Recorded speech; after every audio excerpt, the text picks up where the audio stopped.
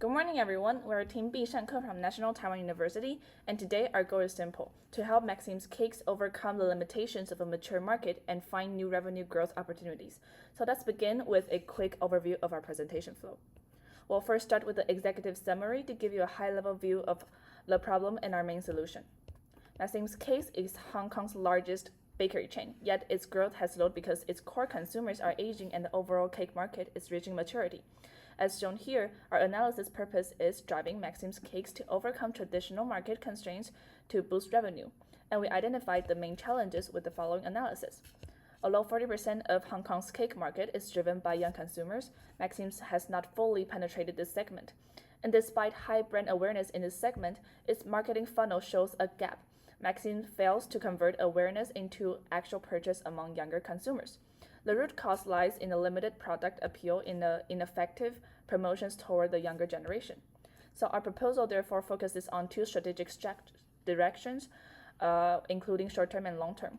Launching limited and health-focused products promoted by influencers to boost interest and consideration as our short-term strategy in the first year, and utilize MTR station exposure to launch special edition that enhance brand value for our midterm 1 to 3 year proposal. If implemented, we have projected a generation of additional $86.7 million and a 5.78% increase in revenue with our short-term strategy, and withhold positive attitude for our midterm strategy, which sets the stage for how Maxim can reconnect with the younger generation and regain momentum. Now, moving on to the background section, let's understand why Maxim needs to change in the first place. The Hong Kong cake market has shown a clear slowdown in both overall growth rate and purchase volume per consumer. On the left, the orange line shows the annual revenue growth rate dropping from 6.7% in 2023 to just around 4% by 2030, indicating that the market is maturing and expansion momentum is fading. On the right, we see that the average consumption per capita also declines year by year, from 4.48 kilograms down to about 4.1. This means consumers are buying less cake each year, and brands can no longer rely on volume growth alone. Therefore, Maxim's Cakes must adapt to its strategy, focusing on new consumer groups and new value propositions to stay competitive in this saturated market. In the next section, we will examine the specific problems and opportunities within Maxim's current market positioning. Let's start with a quick preview of our problem analysis. Under the constraints of its traditional market, Maxim Cakes' main opportunity to boost revenue lies in expanding the number of young consumers. Currently, Maxim revenue growth is limited by two main factors: price and quantity. On the price side, consumers are already anchored to Maxim current pricing range, so any price increment or discount reduction will face resistance. On the quantity side, the only way to increase sales volume is to expand the younger consumer market, since the existing customer base, mainly middle-aged families, has reached saturation. Therefore, our key focus is to overcome this traditional market constraint by targeting the under-penetrated younger generation. Moving to the data, about 40% of Hong Kong cake market is driven by young consumer aged 18 to 35. However, Maxim's current focus remains on middle-aged families, meaning it is missing out on the new generation growth width. On the left chart, we see Maxim slice cake prices are below the market average, about 16 per piece versus 26 to 65 for other brands. These low pricing strategies leave limited room for upward price adjustment and reduce brand perceived value among younger consumers. On the right chart, the age distribution indicates that young consumers aged 18 to 35 already make up a large portion of the market. Yet Maxim has not effectively reached or engaged this group. In short, Maxim core consumers are aging, and its current market has entered a mature stage with diminishing returns. On the other hand, the marginal effect of acquiring new younger customer is high, representing a strong opportunity to expand the overall consumer base through developing younger generations. Now we focus on Maxim's cake marketing funnel among younger consumers. As shown here, Maxim is very strong at the awareness stage. It consistently ranks first in the market share among bakery chains in Hong Kong, which indicates a solid brand presence and high exposure. However, when we move further down the funnel, challenges become more visible, especially in the interest and consideration stages. At the interest stage, Meisings has room to improve because it fails to effectively target younger audiences. The brand recognition is there, but it doesn't translate into curiosity or excitement to try its product. Then, in the consideration stage, the problem continues. This is mainly because Meising's products have remained too traditional and have not kept up with emerging trends such as health consciousness and lifestyle personalization. So overall, Meising struggles to convert awareness into genuine interest and purchase intention, which result in limited effectiveness at the lower end of the funnel. This gap between knowing the brand and actually buying it is the key problem Meising needs to solve. And now we explain why Meising has a weak conversion in the interest and consideration stages, and how the brand can improve these stages through channels and product strategies. First, let's look at the channel side. Meising already had an extensive store network across Hong Kong, which means there is a little room to further expand coverage through physical stores. Moreover, maintaining or adding new stores would increase costs but bring limited impact on reaching younger consumers.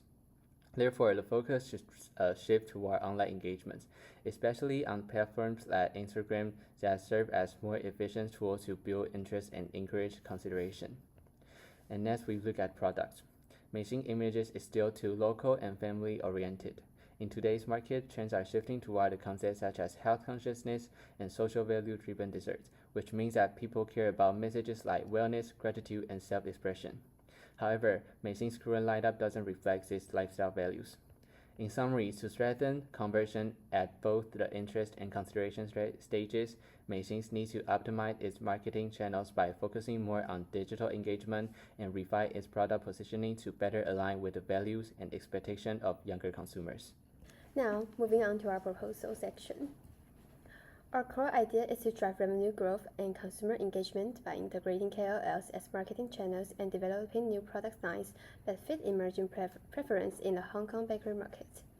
We built our proposal around 3 product strategy pillars: brand value, healthy products, and limited availability. These 3 pillars are designed to balance long-term brand building with short-term financial returns. We choose these strategies based on an impact feasibility analysis. Sustainability scored relatively low on both feasibility and impact, whereas healthy and limited products score high, making them ideal for short-term initiatives. Brand value, while less feasible in the short term, is critical for long-term market positioning. As shown on the right, our strategy will be executed in 2 phases. Through KOL marketing and product strategies, we will increase awareness to interest conversion by 62.9%. At year 1, we will launch limited edition and health-oriented products promoted by nano-influencers to quickly capture attention. At year 1 to 3, we'll continue to strengthen brand value through long-term campaigns leveraging Maxim's strong MTR station exposure. Altogether, these initiatives are expected to generate an additional 86.7 million Hong Kong dollars, representing a 5.78% increase in total revenue. In the first year, our focus is to launch limited edition and health-oriented products promoted by nano-influencers. These are small creators who really connect with their communities. They can generate higher engagement and let Meising reach young people in a more authentic way. Through these collaborations, we expected a 62.9% improvement in the awareness to interest stage of the funnel. For the limited edition line, Meising can introduce products with a 20% price premium and a 10% attach rate increase, generating an estimated 13.9 million in revenue and 4.9 million in gross profit. For the health-oriented line, the concept follows health, natural, ready-to-eat. Using select products as an entry point, Meising can develop organic, high-protein, low-sugar options that align with young consumers' wellness trend. This campaign alone could bring 72.8 million in revenue and 14.6 million in profit. In the long term, from year 1 to 3, Meising should continue leveraging this influence of nano-influencers while expanding brand engagement among younger consumers. A key advantage of Meising is its extensive presence in Hong Kong's MTR network. Many outlets are strategically located in high-traffic stations, giving the brand unmatched visibility and accessibility compared to competitors. Building on that momentum, we propose the MTR Station series, products designed to strengthen brand value by connecting with local culture. This includes station signature cakes, grab-and-go cups, portable desserts, and collectibles, and pop-up and collaboration stations. By combining Hong Kong's nostalgic charm with the extensive reach of the MTR, Meixins can transform everyday commuting moments into emotional connections, redefining the brand as the taste of Hong Kong. Now, let's wrap up with a quick recap of our case. Under the constraint of a traditional and mature market, Maxim's Cake's opportunity to grow lies in expanding its younger generation consumer base. We identified 3 key challenges. We found out that even though 40% of the cake market is driven by young consumers, Maxim's penetration in this segment remains low. Second, despite strong brand awareness, the company faces difficulty converting awareness into purchase. And third, outdated product categories and traditional promotion channels limits its appeal to younger audiences. To address these issues, our proposal integrates KOL-driven marketing with innovative product launches. In the short term, introduce limited edition and health-oriented products promoted by nano-influencers to boost interest and conversion. In the long term, utilize Maxim's MTR station exposure to launch special edition series that enhance brand value and emotional connection. As a result, this strategy is projected to generate an additional 86.7 million, equivalent to a 5.78% increase in total revenues. In conclusion, our proposal not only improves short-term sales, but also redefines Maxim as a modern, culture-driven, and bakery brand that resonates with Hong Kong's next generation. Thank you. This is our appendix of how we developed our revenue and our sales growth. The following is the revenue and the impact from our KLL strategy of how to reach our consumers.